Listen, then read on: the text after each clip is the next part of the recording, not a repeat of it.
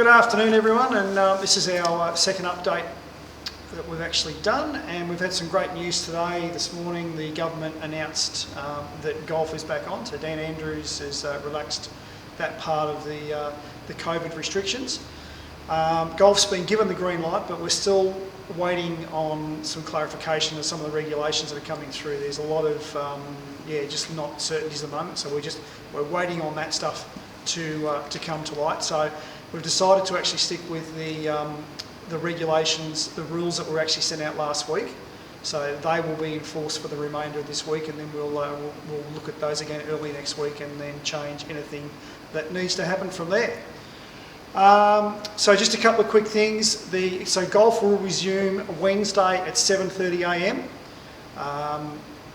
Members will have access to the timesheet from 8 a.m. tomorrow morning. And as we will mention this numerous times, the only way that you can play golf is book in via the timesheet. There's no just rock up at the front door and hope to get on. You have to book in via the timesheet. Or, sorry Wayne, if they can't for some reason get onto the timesheet, they'll be able to ring the pro shop, but they won't be able to just rock up. Yeah, so what Gary just mentioned then, the pro shop will be open tomorrow morning from 8 a.m. until 12 midday. So if you can't get online to book, you can actually give Dave a quick call in the morning. But as we specify again, the only way that you can actually play golf at the moment is booking in by the timesheet. The clubhouse will remain closed, so no facilities here in the clubhouse. And as per the rules that you'll actually see there, that you're only allowed to rock up 10 minutes before your tee time, and then proceed straight to the hole, play your round of golf, and then once your golf is finished, you then leave the course directly. Can I add, Wayne, if you're late for your tee time, you miss it. Yep. There won't be delays in it. If you need to be here on time, or you won't get your game. Sorry. So as we mentioned, we're still waiting on some clarifications from the government to come through, but we will stick this week to 2 players per group. So that will, as per the rules that were sent out last week, so it'll be 2 players per group. Next week, hopefully we'll see some things that have changed from there. One thing I do want to say, we probably do want to apologise if you believe the rules and enforcements that we've put into place are harsh, but we're doing this for the benefit of everybody. The issue is if we don't follow these rules and we don't do the right thing, we can be closed down. So it's quite imperative that you do the right thing, and be mindful out there when you're on the course. If you see somebody else doing the wrong thing, please let us know, because it only takes one person to mess it up, and nobody will be playing golf here. So we need to really be sure that we're following the rules, and that's the document that will actually have you all sign before you go out and play the course. Just basically says that you are 100% clear on the rules and regulations before you do get out on the course. Couldn't agree more. One of the other little contentious issues that was mentioned was the 70 and over. Now, that's not a regulation from us. That's a regulation from Golf Australia and also from the government. Anyone that's over 70 is in a vulnerable age range. And we want to look after your health. We don't want any of our members or anyone that comes here, to be put into a bad situation where this disease can be there. So it's a recommendation that 70 years and over shouldn't be on the course. But we know you're all dying to get back to your golf. So if you do come out and play, you guys really need to make sure you do the right thing.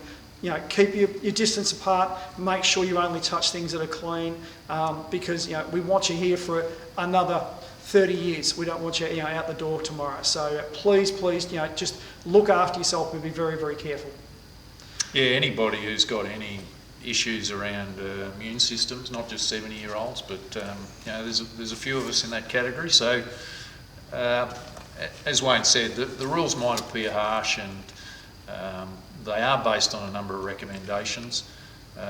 We're trying to give everybody a fair go here, not just members. This is a broader issue than just members. It's trying to help everybody out a bit, but it's equally trying to look after everybody who does participate. That's why we just ask you, you stick to the rules, and we'll enforce them for that very reason. And a couple of other things, we want to make sure all of our members are safe out on the course. the whole time. But it's also imperative that we look after our staff as well. So we will have staff out there, staff in the pro shop looking after everyone coming through there. But there will also be staff out on the course as well, marshalling and making sure that everything's running smooth. So it's imperative we do the right thing, that we look after those people as well. And the last point that we probably want to make is the one that you've probably heard 9 million times over the last umpteen weeks, is social distancing. Even though you're playing in groups of 2, or ultimately, hopefully next week we're back to groups of 4, you need to ensure that you keep your distance away from other people that are there. So make sure you maintain that social distancing the whole time that you're there. Even if you're out in the car park before or after your game, please ensure you really make sure you. And that includes from your playing partner. Yep. You keep that distance. Yep. If you're playing with me, that should be too hard, Wayne, but anyway. And we understand that the first week back, there's going to be a lot of people spraying some pretty big shots. So we don't think it's going to be too much of an issue. But when you do get to the tee and to the green and places like that, please ensure that you look after yourself. That's our main concern. That we do the right thing at the club, but you need to do the right thing by yourself and look after yourself. So next we're going to have a quick chat to Mick, who's going to go through a bit more of the regulations about what's going on. So that's it. Thanks, guys. Thanks, Wayne. Good on you. All right, welcome along, Mick and Gary. Thank you. Just wanted to go over a couple of the rules that were sent out on Friday. So we thought we'd have a chat to Mick and Gary, and just we'll go through a bit more detail what was actually said. So first of all, Mick, you want to probably give us a quick rundown on the course setup? Yep, thanks, Wayne. Simple things like the cups. The flags will be in, but the cups will be raised. So it's virtually, if your ball hits the cup, it's classed as in. So it's only social play anyway. So that's pretty good. No rakes. There'll be no rakes in the bunkers. So if your ball goes in there, you can move it hand width span to where you want it to be. And once you get out, just rake it with your foot over, all that sort of stuff. There's no comps at the moment. So you're just playing it as a social round. Now this will be revised as we get more information through from the government and the authorities. It'll be revised, and we'll make that call straight up. Quick match meeting, maybe we'll chat with the executive to make those revisions. Sand buckets. You can take a sand bucket, use it, take it home so that you know that you've got yours protected, or you can dump it into going to be a big 44-gallon drum filled with solution that can sterilise the whole thing. Now this is for members only, so your choice what to do there. And for the meantime, the putting and chipping areas are closed completely. So, and that will be revised on a daily basis. Look at that next week, yeah. So what's the situation with who can play and when can they play? Yep. Well, obviously, Monday, Tuesday, Friday and Sunday, it's 9 holes only with 2 tee starts. And then on Wednesday, Thursday, Saturday, it's 18 holes, all from the first tee. Now, there are some time allocations in with that. Members get the majority of the mornings, and then it's members and guests, social players a little bit in the afternoon, so members still can book in there.